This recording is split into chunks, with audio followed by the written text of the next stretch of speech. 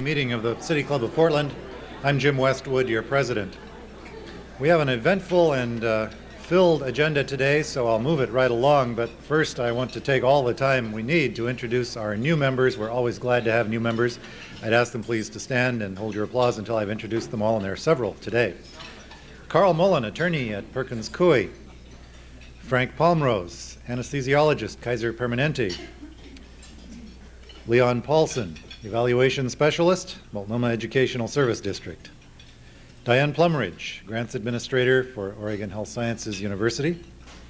Robert Schlachter, attorney, Stoll, Byrne, and Lochting. David Simon, also an attorney with Tooze, Schenker, Holloway, and Duden. Thank you for joining City Club. We're glad to have you with us. Welcome.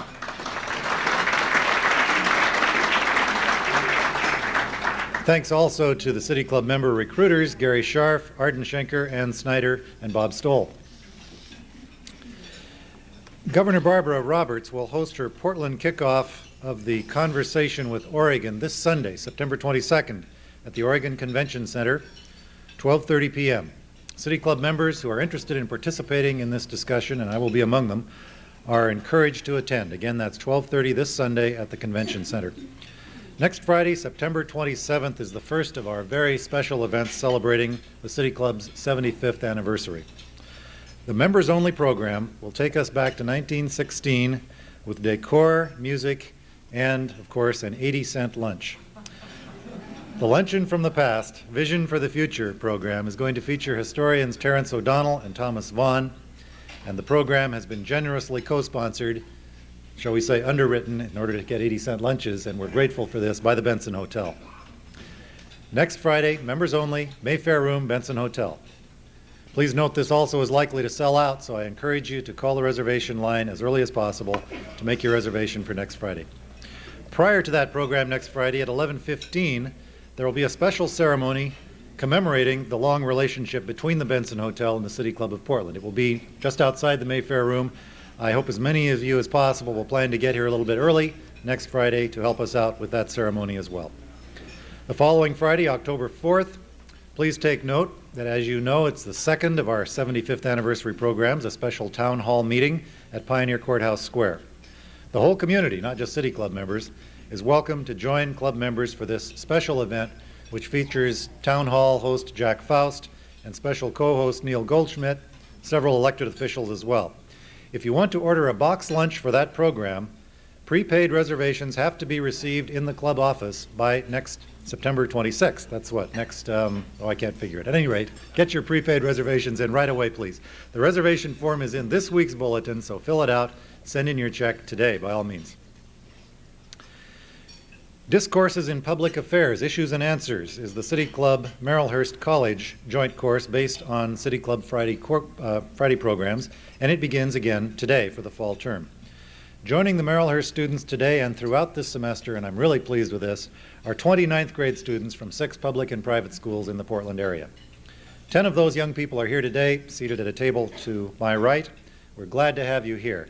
City Club has joined forces with Youth Today Incorporated to offer this special youth program, and these 10 students will alternate their attendance with the other 10 students each week, and then will join the Marylhurst students for seminar discussions with Friday program speakers following the programs. Again, welcome to all of you. I hope you'll have an enlightening, frustrating, and everything else experience that City Club members go through in grappling with the issues of today. City Club's Pathway to Leadership course will be offered for the 4th time beginning October 17th. The 1 full day and 4 half-day course is based on Stephen Covey's The 7 Habits of Highly Effective People, and once again it will be taught by Linda Langley, who has been trained by the Covey Institute. Those interested in registering for this course, which has sold out every time in the past, should contact Nancy Hedin, the City Club Executive Director. Today we have as part of our program one of the special events that City Club has long been known for. Presentation of the results of one of our long-term research studies. You who represent the entire City Club membership who are gathered here today will have the opportunity after this presentation to discuss, debate, and vote on this report and its recommendations. Today we'll be voting on the report of the Social Associations and Citizen Participation Subcommittee on the study of racial and ethnic relations in Portland. This study has been 2 years in the making. and the report and its recommendations are now, at long last, ready for your approval. You've already received copies of the report printed in this week's bulletin. I hope most, if not all of you, have read it. Also included with your bulletin this week was the study of racial and ethnic relations, description of study, basically an introduction to the overall studies. The description of study includes no conclusions or recommendations, but rather was written as a preface to the 6 subcommittee reports, which are planned for publication this fall, and the first of which we are considering today. Here now to present the introduction, the description of study portion, is Ramsey White, a member of the Board of Governors and second Vice President.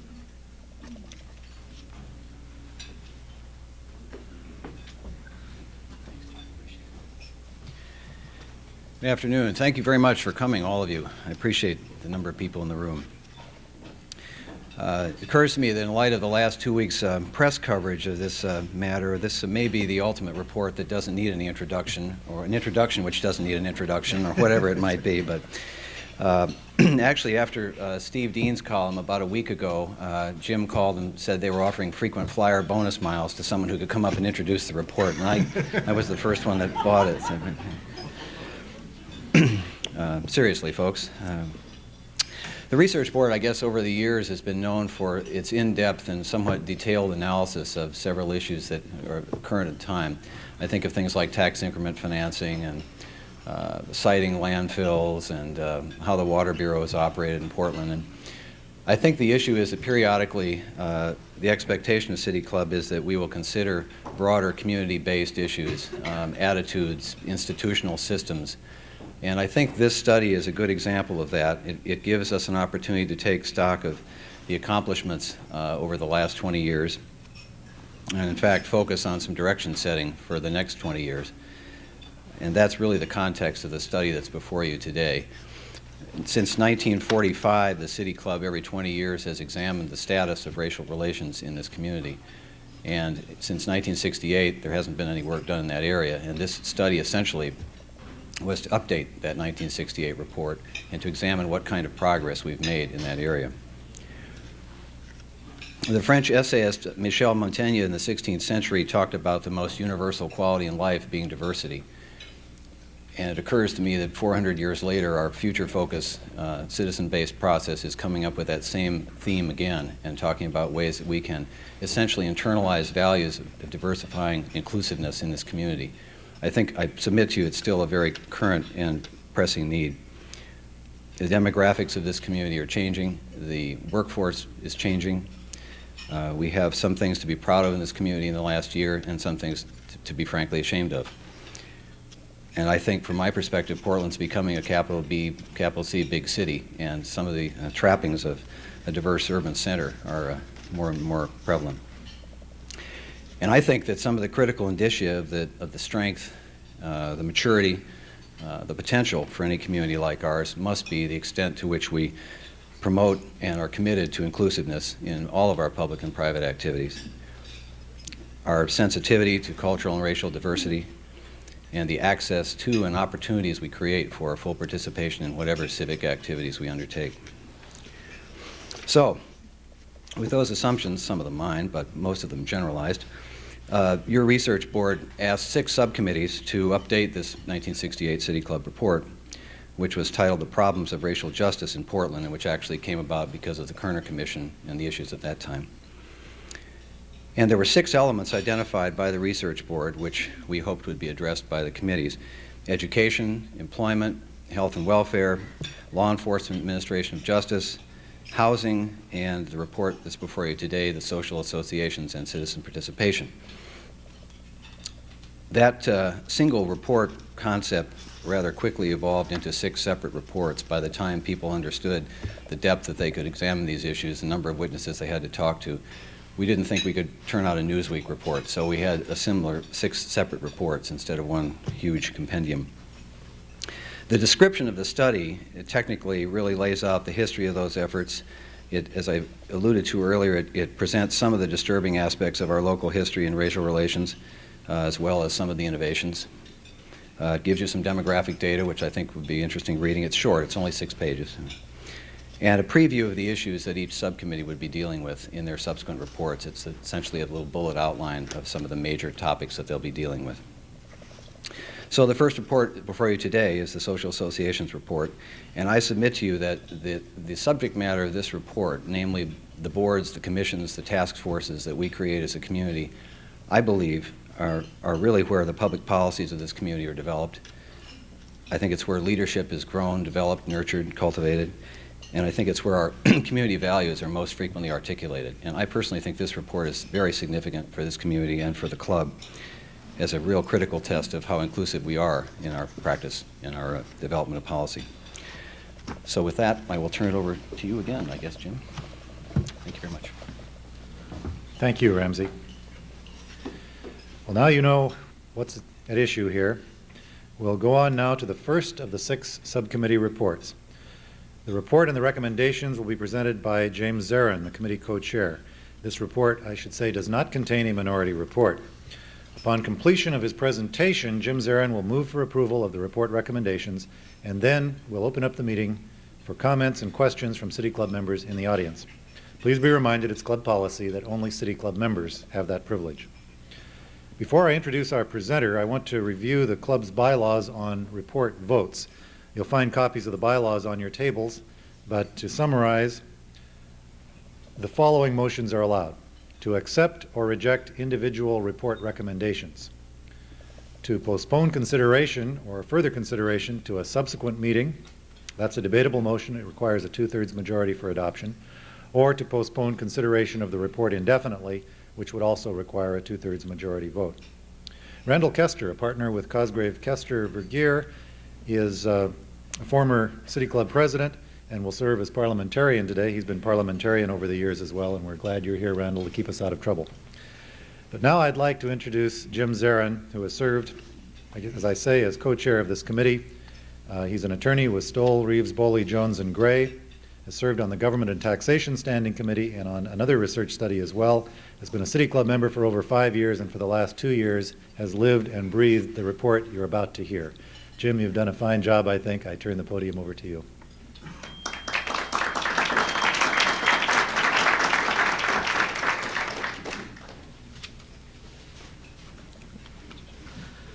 Thank you, Jim.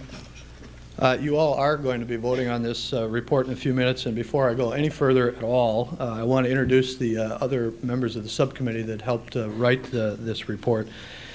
And I want to emphasize that point. If you like this report, remember that these people helped write it, and especially if you don't like this report, remember that these people helped write it.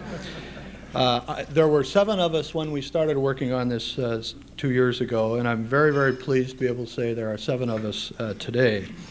And they're all here today. So I'd like to have them stand as a group and be recognized. Gene Bracken, Jackson Burgess, Jackie Harbour, Robert Phillips, Leroy Wilder, co-chair Marlene Mitchell, and also like to have Liz Geiger, our research advisor from the research board, also stand.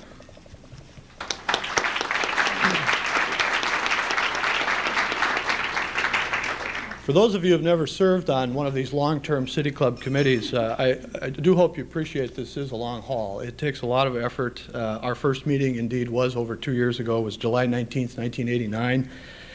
We met weekly and sometimes more than weekly for many of the months since that time.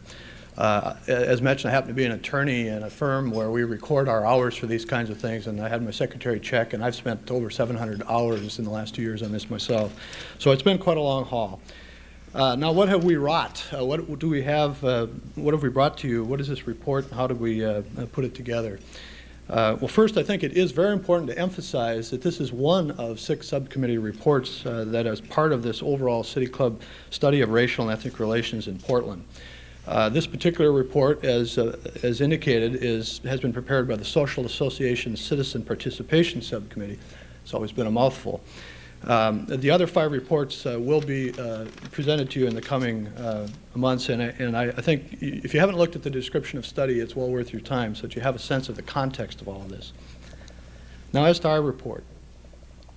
Our subcommittee believes that our report can and should serve as a wake-up call for the Portland community on the subject of racial and ethnic relations, and specifically on the subject of the participation of racial and ethnic minorities in community life in this city. We believe this wake-up call should be answered first by the City Club of Portland, but also by the Portland City Council, the Multnomah County Board, the leaders of Portland's private and nonprofit community organizations, neighborhood activists, Portland civic leaders, and citizens of Portland generally.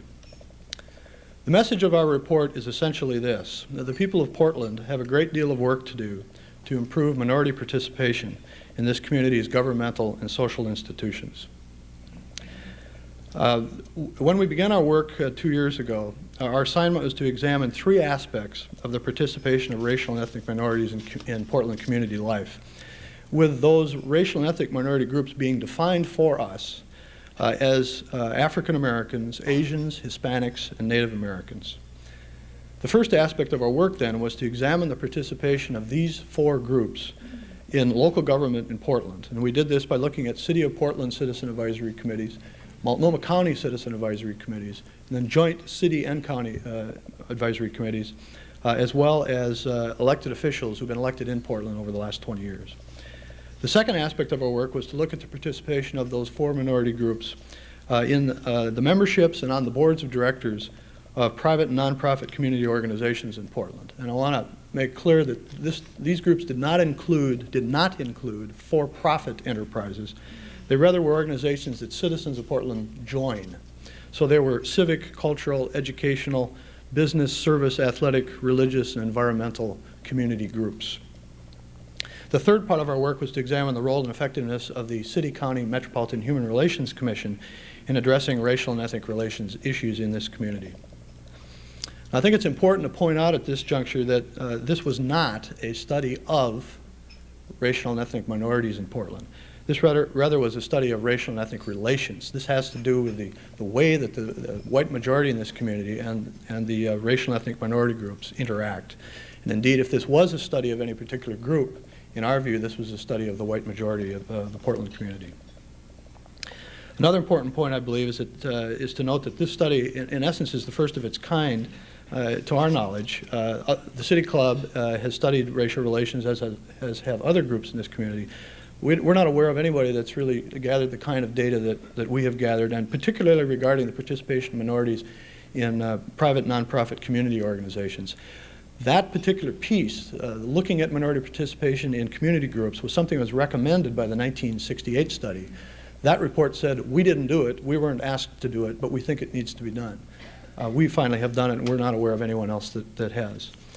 Now, as to our methodology, very briefly, we sent written surveys to 40 city, county, and joint city-county citizen advisory committees. We examined elected officials that had been elected in Portland. We sent written surveys to 37 private and nonprofit community organizations. We then conducted interviews with representatives of many of the committees and organizations that we had surveyed. 38 interviews in all. We talked to 112 people.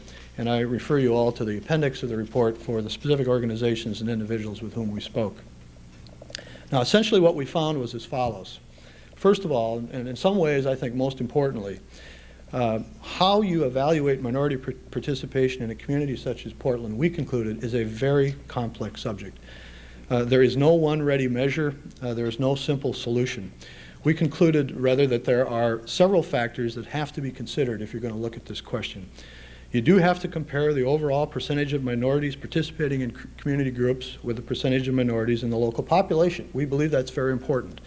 If you don't do that, if you don't look at those numbers, we think you're missing an important part of what's going on.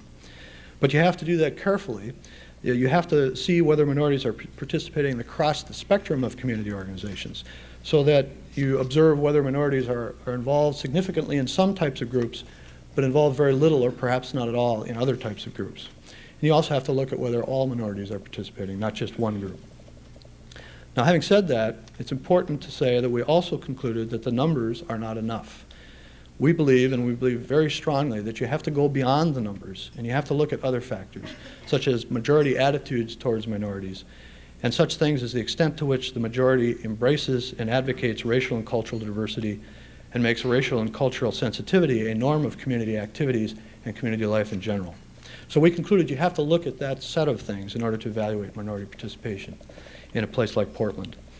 Now, applying those factors, here's what we concluded, essentially. First, we believe the City Club needs to get its own house in order on the minority participation issue, and I want to come back to that in a minute. Second, minorities are underrepresented on city citizen advisory committees. City of Portland citizen advisory committees, and even more so on the boards of Portland private and nonprofit community organizations.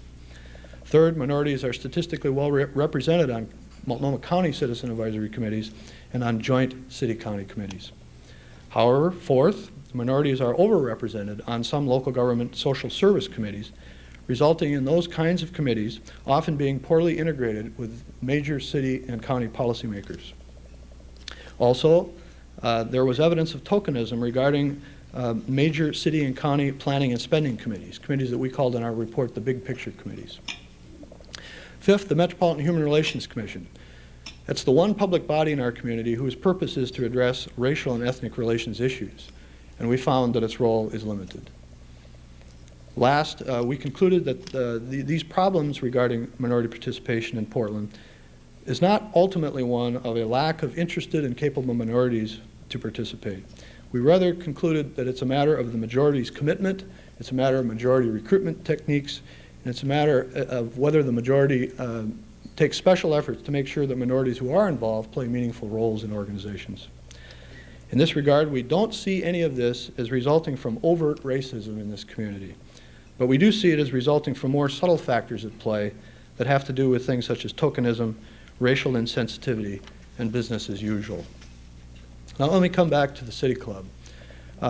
Also because it's important, obviously, but also because it has, as mentioned, it has gained some attention in the media lately. I think there's good news and bad news. I think our committee would say there's good news and bad news for the City Club on this issue that comes out of our report. But there is good news.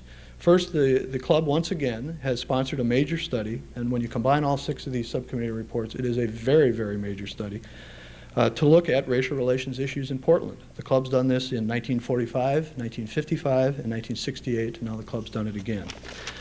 Also, the club staff, research board, and board of trustees have all cooperated fully with our subcommittee in completing our report, even though our report is somewhat critical of the City Club.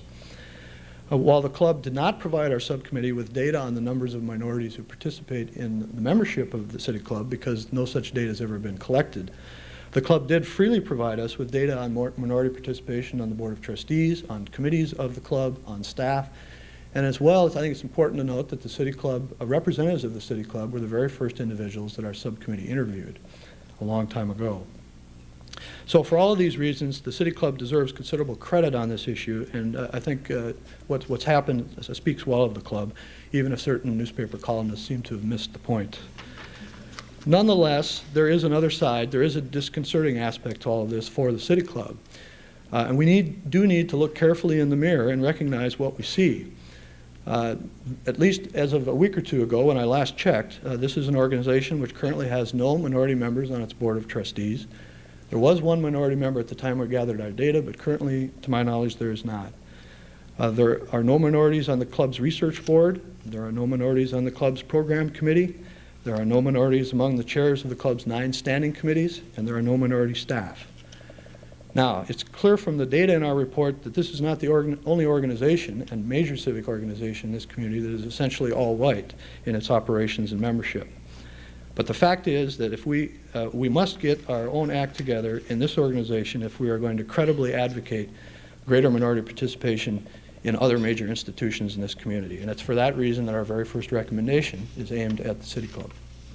We also have recommendations that are directed to the Portland City Council, the Multnomah County Board, the leaders of Portland's private and nonprofit community organizations, Portland's civic leaders, and lastly, and perhaps most importantly, ultimately, to all of us who live and work in this community. We believe we all have to become proactive on this issue in order to help create a community where racial and cultural diversity is embraced and advocated as something that will enrich the lives of us all. So that essentially is our report. We think that this is not a perfect report. I think any study of a subject this complex is not perfect. We do think it is accurate and fair. We think it's useful. It's a compilation of facts, ideas, and conclusions and recommendations that we think are important. And therefore, I move that the City Club approve this report of the Social Association's Citizen Participation Subcommittee of the study of racial and ethnic relations in Portland. Thank you. Is there a second to the motion? Second. It's been moved and seconded to accept the report of the subcommittee. We're now ready to debate the motion. and vote on approval of the report. The microphone to my far right is labeled in favor, and the one to my far left is labeled opposed. I'll try to alternate between the two positions, and we'll first be recognizing someone who favors the report to speak. If you have questions about it, you can go to either microphone, whichever one has the shorter line, and I'll try to recognize you there. City Club members only may debate this report, remember, and please limit your comments to 2 minutes so that everyone who wants to speak is able to. Our timekeeper today is Jackie Harper, who's seated here in front of me. So, with encouragement to members to ask questions and to speak out freely, pro or con, I open the floor up to debate.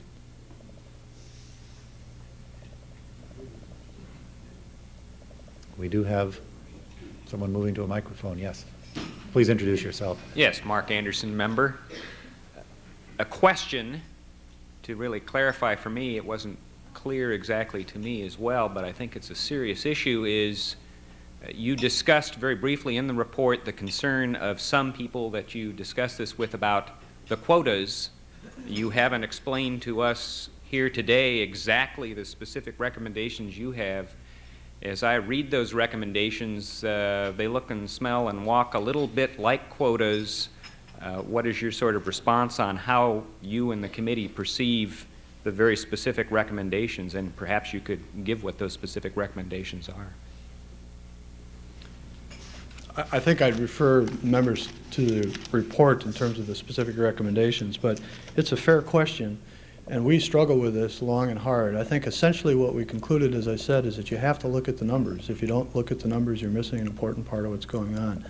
We don't advocate quotas. The language we use has words like approximately, has words like at least. It has qualifications that talk about going beyond the numbers. And ultimately, when we look at who's appointed and who participates in organizations, we'd hope that the people that would participate would be people who would be committed to the involvement of racial and ethnic minorities in organizations, irrespective of skin color or ethnic background. But I think we think that if you look at the kind of organizations we've looked at, and the numbers are dramatically different from the population figures, that's significant and it's important and something's going on. And what we're essentially saying is that when members are appointed to city and county committees, and when organizations put together their boards, that you need to consider those numbers. And in the long run, over time, the numbers ought to approximate what you see in the population. And if not, something else is probably going on. It's not enough, but we think it's important. And that's basically our position. Is there further discussion, pro or con, or request for clarification? If not, the motion on the floor is for approval of the subcommittee's report. You were each given voting cards as you came in. I'd ask you now to pick those up, and I'll call for the vote on the main motion. Those in favor of the motion, please raise your cards. Those opposed, please do likewise. It appears virtually unanimous. The motion is passed, and I want to thank Jim and his whole committee for 2 years of hard work, which has now come to fruition and his official City Club position.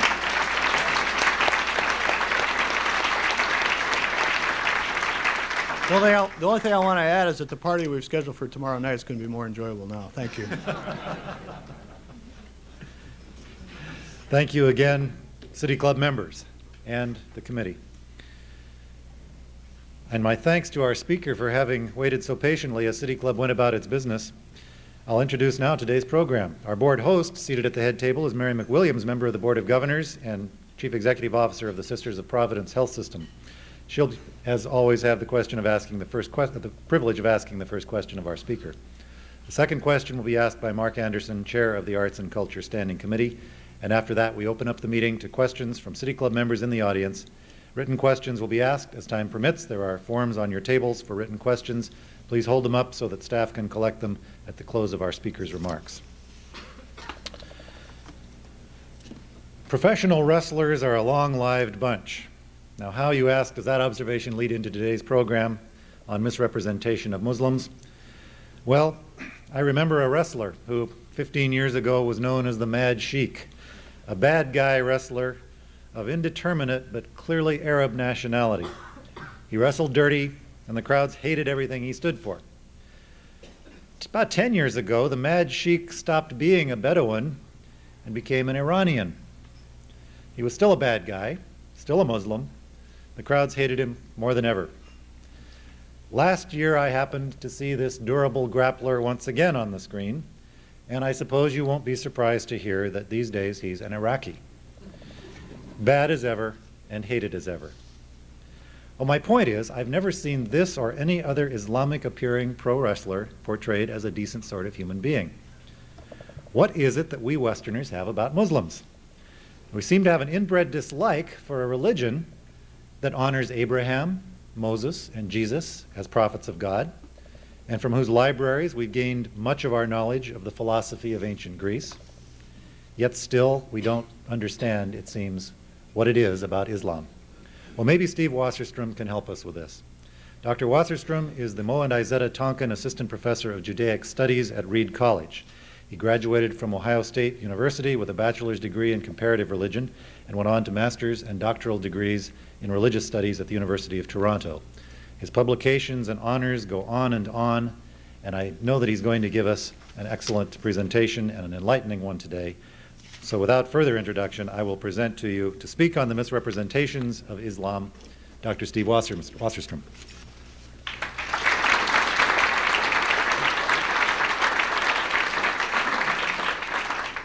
Thank you. Yeah, I remember the Sheik well. He used to bite people's eyelids and shoot fire out of his fingernails. First of all, so far as I know, this is fortuitous that my talk is coming after the vote today. I don't think there's any collusion.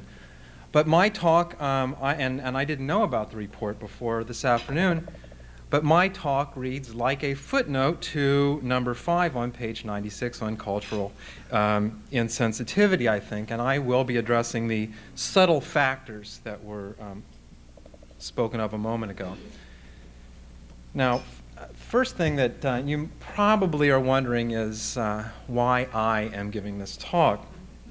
You may be wondering what a historian of Judaism is doing talking about modern Islam. The answer is that my scholarship concerns the history of the Jews under early Islam, roughly the 7th through the 12th centuries. In these centuries, the vast bulk of Jews, the overwhelming majority of world Jewry, not only lived under Muslim rule, but frequently flourished there. In fact, every aspect of Judaism, prayer, biblical studies, Hebrew studies, poetry, philosophy, and law, were transformed in this period. The very greatest Jewish philosophers were Arabic speakers, just as American Jewish philosophers today are English speakers. Jews in this period, in short, were culturally Arabicized.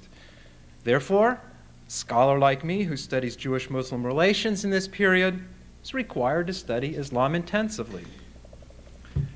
The creative symbiosis of Judaism and Islam, as it is commonly called by scholars, is indeed a commonplace for historians.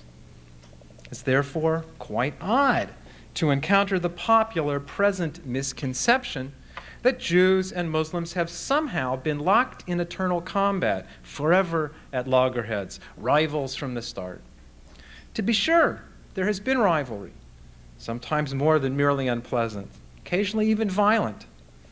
But it is now widely recognized that Muslim countries did not have the history of vicious anti-Jewish prejudice and persecution, the extremities of anti-Semitism under which Jews routinely suffered in Europe. It was not until the 19th century that this brand of pathological hatred of Jews found its way into popular Muslim culture, and only then as an import by the French and the English. This has all been well documented by Bernard Lewis. As a historian of religions and as a Judeo-Islamicist, therefore, I always have my feelers out for floating conceptions and misconceptions of these two traditions. Still, I must say I was not prepared for the upsurge of misrepresentations of Muslim and Islam during the Gulf War. And so, alas, here I am today. Let me say a few words about what I intend to talk about. I want to talk about attitudes, cultural insensitivity, if you will, concerning culture and religion. This will not be a political critique of war policy. I don't intend to defend the despicable Saddam Hussein. Now, by misrepresentations, I mean characterizations, images, metaphors, analogies. Thus, you could say that this is a kind of exercise in public psychology, if you will, cultural insensitivity, or to follow the subtitle of a recent study by a scholar from Berkeley, Episodes in Political Demonology. I want to look, first of all, at 4 areas: the press, government, pronouncements of pundits and experts, and expressions of the local public. I want to do this without editorial comment to start with. I ask you to consider them in the manner in which they washed over us during the war, one after the other. I am concerned with a kind of cumulative cultural impact, the way they combine to contribute to an atmosphere of moral polarization. Let's give you a few of them. Press. This is Barry Dunsmore, ABC, January 29th. I carry a little pocket pad around when I watch the news. On the perplexing flight of Iraqi planes to Iran. He said, and it was very perplexing, so he said, "This is a part of the world where logic doesn't apply." Bob Schieffer on CBS News on January 26 was talking about the torching of the oil rigs in Kuwait. He said, "This represents a scorched earth, scorched sea, scorched air policy, quite unlike anything ever seen in the West." What about experts and pundits? The expert that we probably saw more than anyone else was Edward Luttwak. I think you'd all recognize him. He was on many panels before, during, and after the war. He's an expert on strategy, so-called war expert. He was on a panel one night concerning Saudi Arabia, and he was expressing some reservations about our support of the Saudis. He said something to the effect that there are young men in mosques wearing beards. Now, you might not consider them terrorists, but the tone of the voice implied that all mosque-going young Muslims, which incidentally, of course, are the overwhelming majority of young Muslims, must be suspected at least of being terrorists. These kinds of implications were quite frequent, I think, among the experts. For example, John McLaughlin on the McLaughlin Report on the Business Channel. One night I saw him grill an imam, a leader of the Muslim community in North America. He asked him in a tone that could not be characterized as charitable, "What about Islamic law about women? Isn't it irrational? Isn't it unenlightened?" That sort of thing. Not something that I imagine he would have easily been able to ask a bishop or a rabbi. Government. In the beginning of February, Vice President Dan Quayle said, "It's a question of, are we on God's side? I'm confident we are."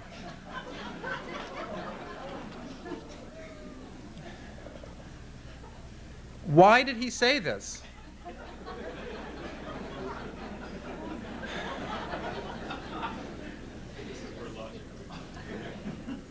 He said it because it was the official theology of our administration. On January 28th, President Bush addressed the Conference of Religious Broadcasters, you may remember this, and proclaimed a just war. It's a theological category. He cited St. Thomas Aquinas and the other theologians of just war theory. He said, and this I quote roughly, "This war is not about Muslims, about Jews, or about Christians. It is not about religion. But it is a just war, and good will prevail."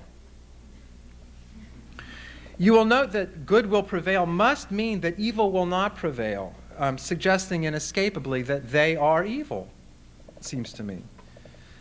Meanwhile, General Norman Schwarzkopf held his briefings, which are now available for sale on videotape.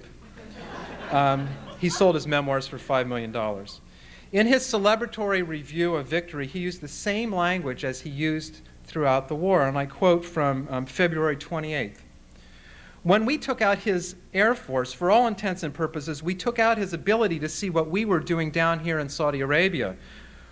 Once we had taken out his eyes, we did what could best be described as the Hail Mary play in football." Here the general speaks as if we had a single enemy, and this was done repeatedly by the generals throughout the war. Albeit the worst man alive, a man the Prime Minister of Canada called evil and diabolical, and President Bush called Hitler revisited. We were repeatedly told that this single demon really was our only enemy. This personification was, at the same time, being reiterated by ordinary American citizens. I'll give you an example in a moment. Let me move on then to the local public. The following examples perhaps have less to do with religion than with culture. But the extremity of emotion here is important for demonstrating a certain level of virulence, which of course bled over into misrepresentations of religion as such. On the home front, aside from some demonstrations, what I noticed were popular sentiments of a certain kind. I saw a bumper sticker that said, "Sack Iraq." I wonder if the owner of that car looked up the definition of sack in the Random House Dictionary. It reads, to pillage or loot after capture, plunder. Its synonyms are spoil, despoil, looting, destruction, ruin. Baghdad, incidentally, has been sacked. The Mongol horde under Hulagu did so in 1258. This marks one of the darkest dates in the history of the Arab nation. For our part, we heard the nighttime aerial bombing of Baghdad referred to as being lit up like the 4th of July. I saw a t-shirt that said, "Let's kick his ass and take his oil." Notice here that like the general, the citizen who owns this shirt personalizes the war as if only one ass were to be kicked and not 100,000 lives, or however many there was. But clearly the individual personality of Iraqi Muslims in these cases was largely beside the point. In this regard, the most interesting expression of local sentiment that I found I hold here in my hand. This artifact was placed in multiple copies on bulletin boards of a major institution here in Oregon during the war. It's an 8.5 by 11 photocopy. There's a picture, a little drawing of a man in an obviously Muslim garb with a head covering, a gown, a beard, and a gun. The caption reads, "Useful phrases to know when traveling in Muslim areas." It then gives you ostensible transliterations from a Middle Eastern language, and then the English, and I'll read you what it says. They're individual phrases, useful phrases. "Thank you for showing me your marvelous gun. I am delighted to accept your kind invitation to lie down on the floor with my arms above my head and my legs apart. I agree with everything you have ever said or thought in your life. It is exceptionally kind of you to allow me to travel in the trunk of your car. If you will do me the kindness of not harming my genital appendages, I will gladly reciprocate by betraying my country in public. I will tell you the names and addresses of many American spies traveling as reporters. Whatever you say. The red blindfold would be lovely, Excellency. And finally, the water-soaked breadcrumbs are delicious, thank you. I must have the recipe." These are my examples. You know that these examples can be multiplied. I gathered them in an entirely unprofessional, incidental, and personal way. Simply noting them as I noticed them, it seems to me, therefore, statistically certain that there must have been far worse that did not happen to just come to my attention. The review is simply anecdotal and impressionistic. But it is precisely for this reason that it may be all the more troubling. We cannot underestimate the cultural power of floating impressions, of occasional images, of cruel jokes, of crude metaphors, and of polarizing analogies. These forces tend to distort our perceptions and, I think, our conceptions. The darkest such analogy, of course, was that Hussein was another Hitler. He presented the very face of evil itself. While he was and remains a monstrous and an expansive tyrant, this particular personification, I think, had the effect of swamping all other human Muslim faces, as if all we could perceive was this demon's mask and not the living and dying human Muslim faces behind it. I might just emphasize that these images and analogies and their distorting effects began long before the war and, of course, are continuing after it. For example, from the Oregonian of June 12th, we learned that a plane crash in Saudi Arabia killed 261 pilgrims on the holy pilgrimage, the Hajj, to Mecca. On a day, as I recall, without any especially noteworthy events, this was reported on page 12. The article concluded, quote, about 2 million Muslims performed this year's Hajj. The Hajj is usually marked by either political trouble or security problems. Finally, in a provocative analogy, not directly related to the war, but relevant to events of this week and to my point today, the White House, I have heard, I haven't seen this confirmed, has taken to referring to Portland as Beirut, in reference to the unpleasant reception that the President and the Vice President have received on the recent visits here. One wonders, why Beirut? Why this Arab city, of all the troubled cities in the world, was chosen for this analogy? Now, that was the last of the examples I had gathered, and when I was relaxing, this was 3 days ago after I was putting this together, I must say I relaxed in front of the tube and turned on the cable, and this is the truth. The moment I turned it on, I heard a comedian tell a joke about, it was on tape, about the Iraq-Iran war, told a joke at their expense, and then mumbled under his breath at the end of the joke, "Swarthy bastards." So I turned the channel, and I turned it right to a 1930s Wallace Beery movie set in the desert. Wallace Beery and his brave soldiers are standing over one of their comrades who has been knifed in the back. And Wallace Beery bends over him and says, "I've seen that before, the swine." From these examples, I think we could call it cultural insensitivity. I would say that they, in the case of the war, Iraqis who just happened to be overwhelmingly Muslim, were portrayed as being, 1, evil, 2, irrational, and 3, violent. Because they were seen this way, and because this profile was then compressed and personified in the demon Hussein, some felt that we were perhaps entitled to kick his ass and take his oil. The operative logic, I suppose, is not new. I can give you one example from the mid-19th century. In 1945, the French burned alive 700 Algerian rebels. Celebrated English man of letters, Thomas de Quincey, responded that, quote, Arabs are not rightfully or specially any objects of legitimate sympathy in such a case, for they are quite capable of similar cruelties under any movement of religious fanaticism. Now, while that was obviously a particularly noxious and virulent statement, that has some history, and I'll return to that history in a moment. Having given you then some misrepresentations, let me give you some context and now say a few words about Islam as a religion.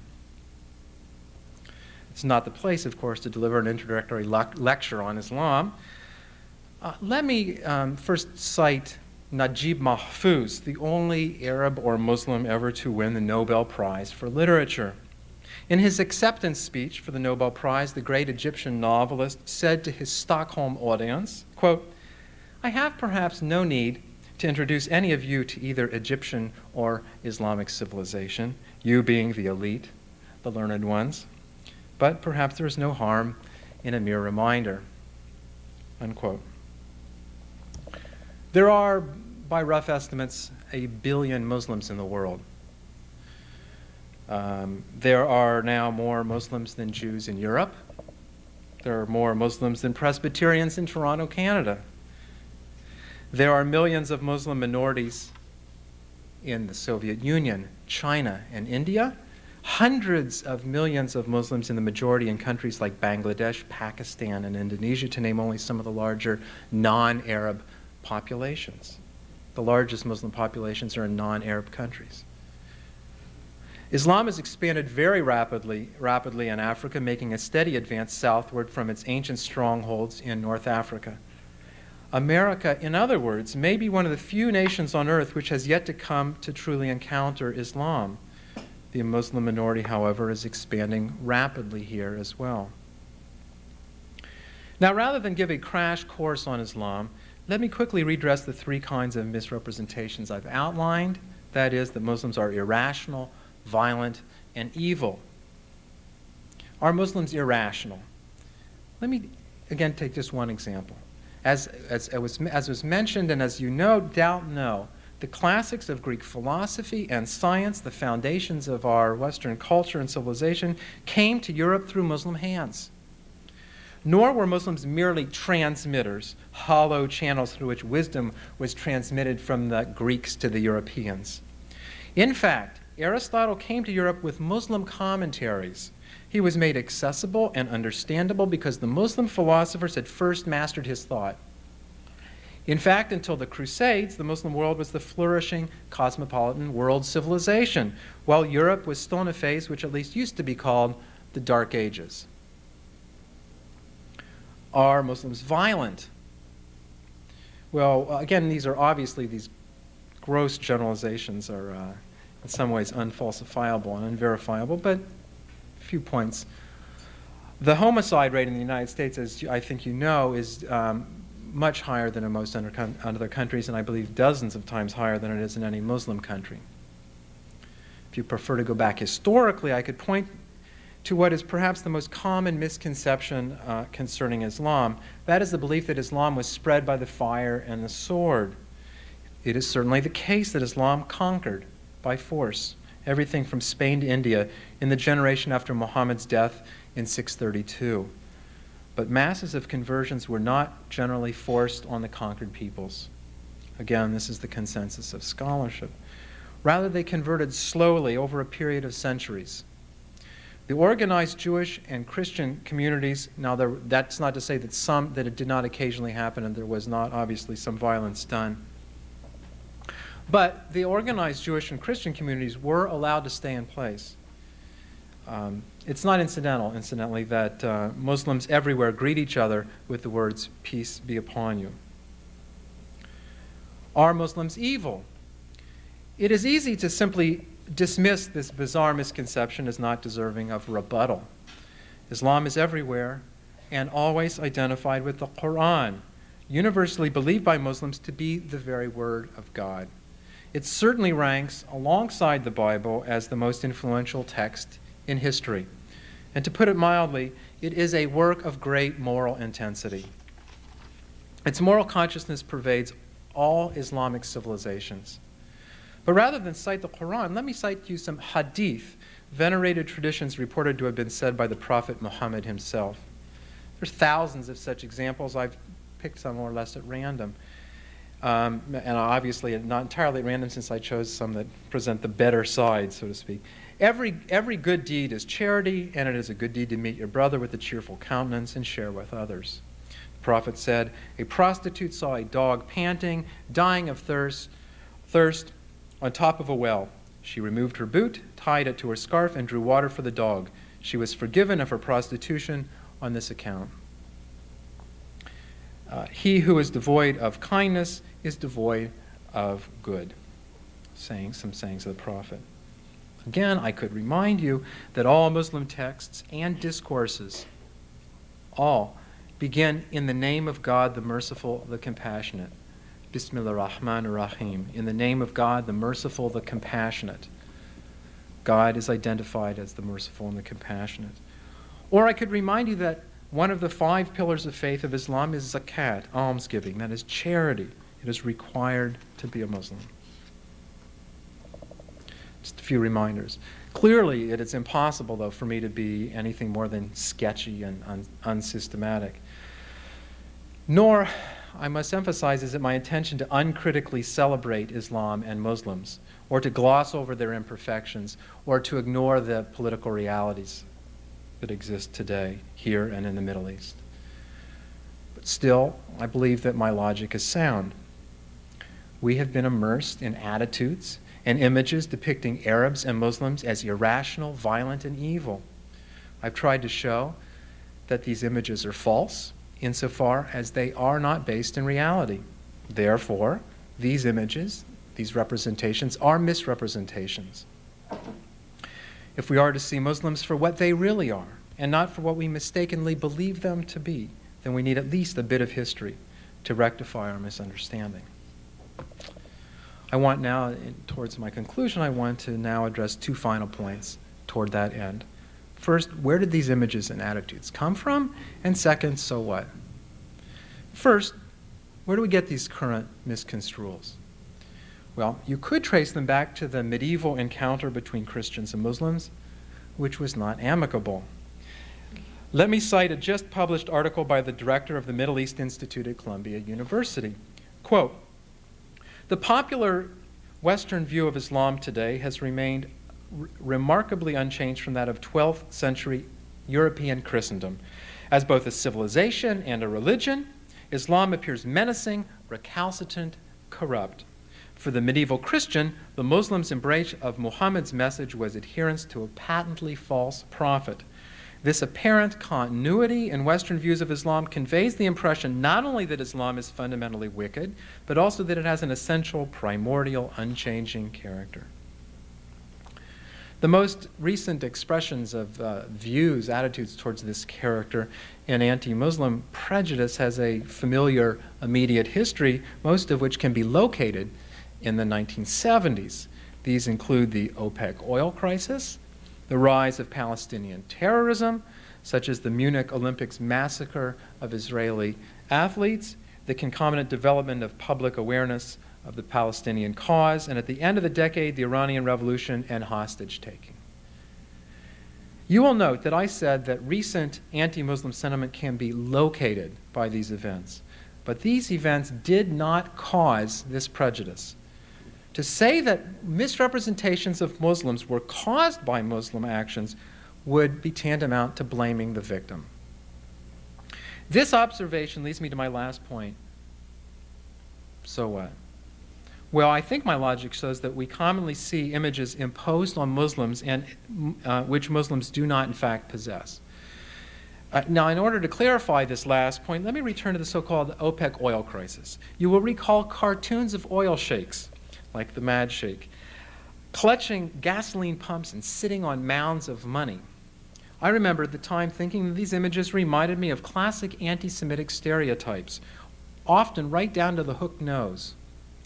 There are some fascinating historical ironies here which are relevant to mention now.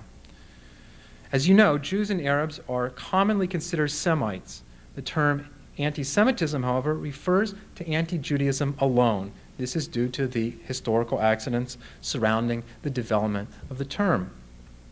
Anti-Semitism, in the sense of anti-Judaism, has been defined as the irrational hostility toward Jews on the basis of attributes which they do not, in fact, possess. Interestingly enough, what we are now witnessing are such venerable anti-Jewish stereotypes, such as the greedy, hook-nosed enemy of civilization, coming to be used not against Jews, but against their fellow Semites, the Arabs and Muslims. This unfortunate development is all the more ironic when one recalls that the original anti-Jewish stereotypes came to Muslims by the way of Christians in the 19th century. But of course, this development, a kind of converging or conflating of anti-Jewish and anti-Muslim imagery, is not only historically fascinating and obviously, I hope obviously, undesirable. It is dangerous. I can only remind you of what we all know too well. Anti-Semitism is a social disease, one of the most dangerous of social pathologies, and it is contagious. The lesson we have learned is this: ignoring anti-Semitism can carry with it horrific consequences. You may consider this talk a kind of public health warning, or as the committee said, a kind of wake-up call. I prefer not to end on that note. As a historian, I prefer to leave you with some enlightening tidbits from the past. One is from a classic of the 18th century, the play Nathan the Wise by the great philosopher Lessing, a classic of the European Enlightenment. In the play, which is set in the Middle Ages, it tells the story of a noble Jew, Nathan the Wise. The parable is told in which a king has a ring which he desires to leave to his 3 sons. He has a dilemma. Which of his beloved 3 sons is he to leave this ring to? His solution is to have an identical copy of the ring made by the royal jeweler, and he gives the three sons, three virtually identical rings. The parable, of course, is a parable of Christianity, Judaism, and Islam.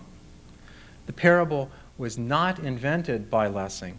He used it, of course, to demonstrate a point about enlightenment and tolerance in early modern Europe. The parable was reiterated throughout the Middle Ages by Jews, Christians, and Muslims to indicate the relationship as monotheistic traditions and as, in a sense, identical revelations from God in the Middle Ages. One could demonstrate the extent to which various theologians of Judaism, Christianity, and Islam made this point about each other through the Middle Ages and on into the modern period. I will quote just one of them. This is Maimonides, the greatest Jewish philosopher of all times, probably the greatest Jewish thinker of all times. He said, "All these matters concerning Jesus of Nazareth and the Muslims who come after him only serve to clear the way for the King Messiah, to prepare the whole world to worship God with one accord, as it is written, that they may all call upon the name of the Lord to serve him with one consent." Thank you.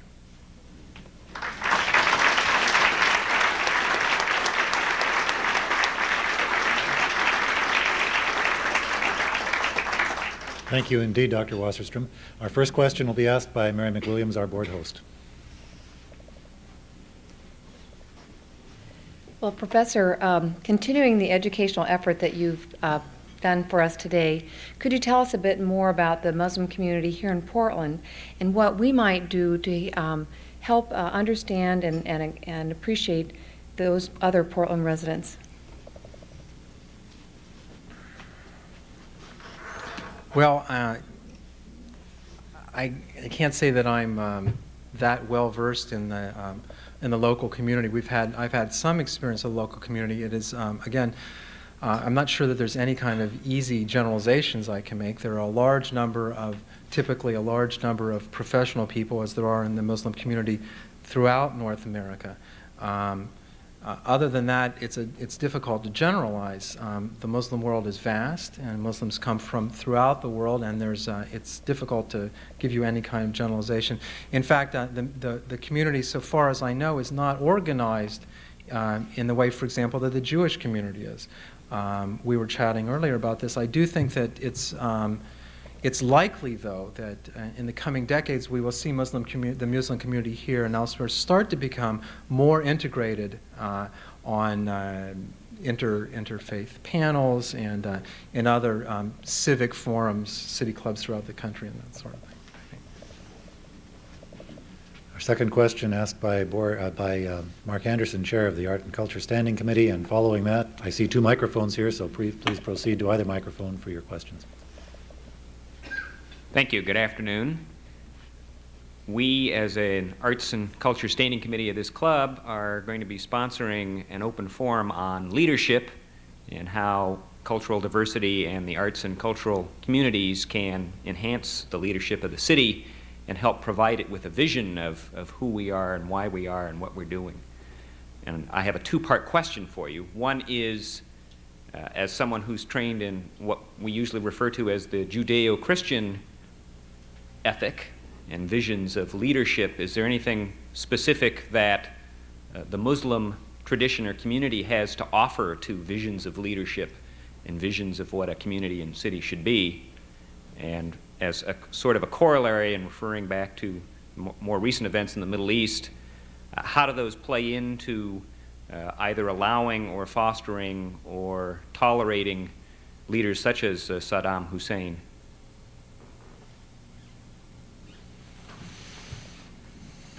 That's an interesting question. You're interested in examples of leadership from the Muslim world, I guess.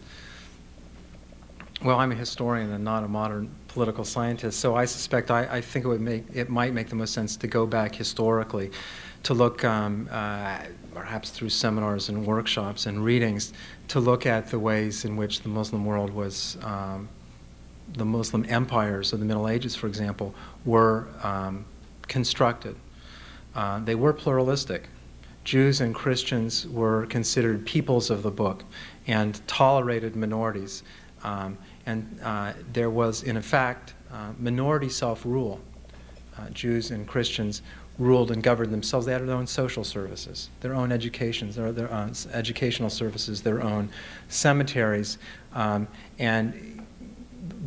there was sometimes, obviously, ethnic tension and problems, I think that some closer investigation of the kind of cosmopolitan pluralism of the historical Muslim empires might be helpful to look at.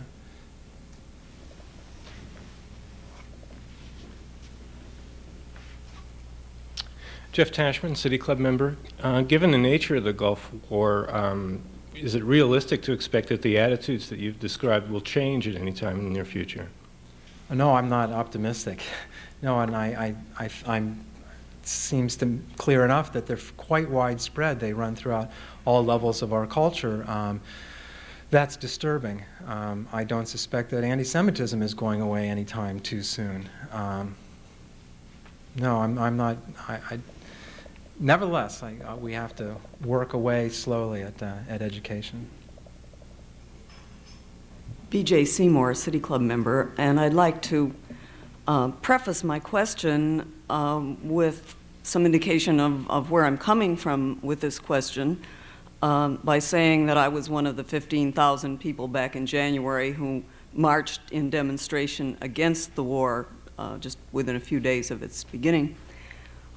But when a nation goes to war, is there any possible way to get the populace behind the war, which you have to do, obviously, or you don't have a war, other than by portraying the other side as evil, irrational, all the things that were being said?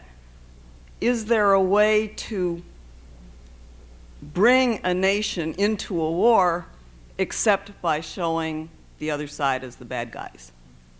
Well, I'm not a professional propagandist, but they seem to be doing a very successful job of it. It seems to work very well. It was if not a unanimous war, it was a very popular war, and I'm sure there's some correlation between its popularity and the extent, the successful dissemination of these images.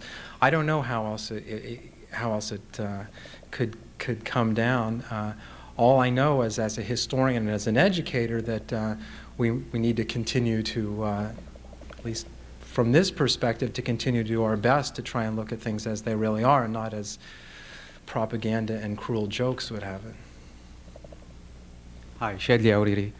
I have two questions, really. Number one, don't you think that the problem we are facing in America currently is not really a religious problem, it's rather a racial problem, specifically against the Arabs and the Arab Americans?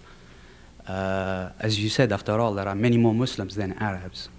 Okay, and the second question, to what extent do you think that what's happening currently is really related to what's happened over the last half century with the Soviet Union? As you know, the American media loves to have an enemy. And over the last half century, the enemy was communism, quote unquote. And now that communism is our new body, I'd say the new enemy would be the Arabs, politically and possibly racially. So Right. would you? Absolutely. There's no question that there's serious racial overtones and undercurrents to this. I heard stories about people with apparently Middle Eastern-looking features being attacked on the streets here in Portland. It happened to you. Well, then it happened simply because they appeared to look like what the enemy's supposed to look like. So clearly that's simply flatly racist. Unquestionably. As for communism, the book that I had mentioned, Episodes in Political Demonology, the subtitle is in fact about a lot of images, earlier images about anti-communism. So I do see this as a kind of there's an ongoing propaganda necessity, I suppose, of having an other, a vaguely defined other out there against whom we can cast our anxieties. Professor Gregory Kafuri. Since you have focused on the Muslim aspect of it, and since the questioner noted, the issue is really not about Indonesian Muslims or Indian Muslims. it's about Arabs, haven't you really missed the point? It's an Arab focus rather than a Muslim focus. And once you analyze it in that framework, don't you have to examine the role of the creation of Israel and the forces in America which